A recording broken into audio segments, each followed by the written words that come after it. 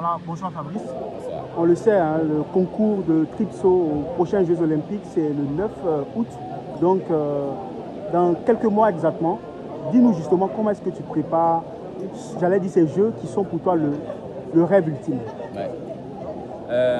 La préparation des Jeux a débuté depuis Tokyo.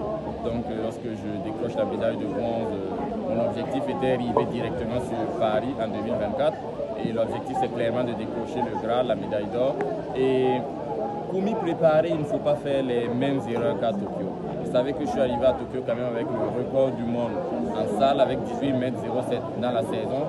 J'ai été la personne qui a sauté le plus loin, mais il faut savoir qu'à Tokyo, j'ai produit la pire performance de ma saison. Donc, évidemment, ça a laissé beaucoup de déception. Et derrière, j'ai dû me remettre en question. Je savais qu'au niveau physique, j'avais quand même passé les bons paliers qui me permettaient de gagner des médailles mondiales. Mais au niveau mental, il y avait un gap à franchir entre l'éternel deuxième et le premier.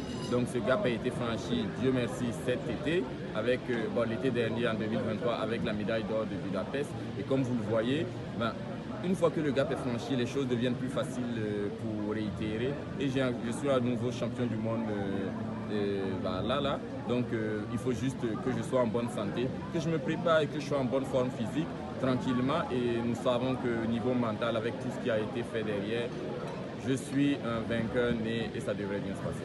On le sait, hein, entre mars et août, il y a encore beaucoup de mois. Et quel sera le programme de Fabrice Zango jusqu'au jour? Un programme hyper chargé. Donc déjà de fin mars jusqu'à fin avril, ça sera une grosse période de prépa avec pratiquement 8 heures d'entraînement par jour. Et derrière cela, il y aura une période beaucoup plus cool en mai avec plus ou moins 3 heures d'entraînement par jour.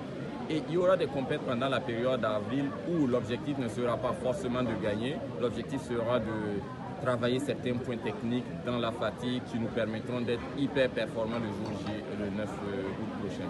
Et en mai, les performances devront commencer à bien décoller. Et derrière, en juin, nous aurons les championnats d'Afrique où je serai déjà plus ou moins en jambes. Mais comme j'aime le dire, il ne sert à rien d'être prêt 5 minutes avant 19h. Il ne sert à rien d'être prêt le 9 août à 19h35 ou d'être prêt le 9 août à 21h35. Il faut être prêt le 9 août à partir de 19h40.